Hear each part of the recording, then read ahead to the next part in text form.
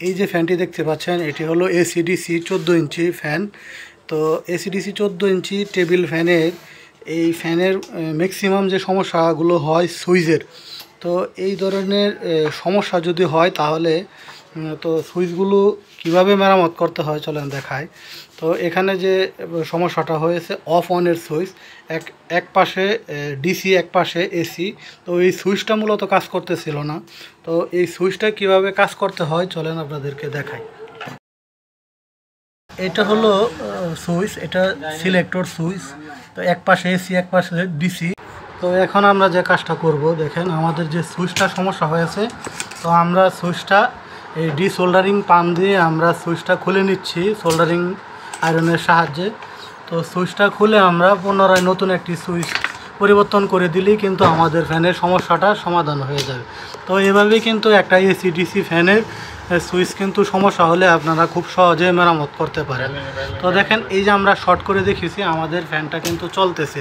তো দেখেন, তো সুইচটা যখন আমরা পরিবর্তন করে দিব তাহলে কিন্তু সমাধান হয়ে যাবে। তো দেখতে থাকেন কিভাবে আমরা কাজগুলো করি।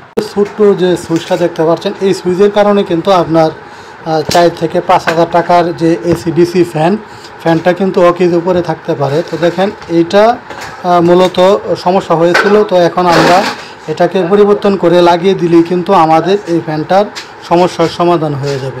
তো দেখেন কিভাবে কাজগুলো করা হয়। এখন আমরা যে কাজটি করব, ডিসোল্ডারিং পাম্প দিয়ে এটা দিয়ে আমরা সোল্ডারটা পরিষ্কার করে নিব। তো পরিষ্কার করার পর আমাদের কাছে যে সুইচটা দেখতে পাচ্ছেন, এই সুইচটার মূলত নাম হলো সিলেক্টর 2 সুইচ। অর্থাৎ এটা দিয়ে দুইটা মোডে কাজ করব। তো সিলেক্টর 2 16 পিনের যে সুইচটি, এইটি সচরাচর এসিডিসি যে ফ্যানের সার্কিটে এই ধরনের সুইচগুলো দিয়ে থাকে। তো এই সুইচটার মূলত সমস্যা যে ছিল সেটা হলো অন অফ হচ্ছিল না। তো এই ধরনের সুইচগুলো একাধিকবার 4 থেকে 5 মাস 6 মাস, কোনো ফ্যান আছে 1 বছর ব্যবহার করার পর এই সুইচগুলো সমস্যা হয়। তো এই সুইচগুলো ঘন ঘন মুভমেন্ট করার ফলে এই সমস্যাগুলো হয়ে থাকে। তো এই সুইচটা আমরা যে কাজটা করেছি, পুরান সুইচটা খুলে এখন আমরা নতুন সুইচটা সেটিং করে দিচ্ছি, তাহলে কিন্তু আমাদের ফ্যানটা সমাধান হয়ে যাবে। তো এখানে ভিতরে যে দুটি সার্কিট দেখতে পাচ্ছেন, একটি হলো এসি সার্কিট, একটি হলো ডিসি সার্কিট। এখন আমার ফ্যানের নাটটা লাগিয়ে দিলেই সমস্যার সমাধান। এইভাবে কিন্তু একটা কাজ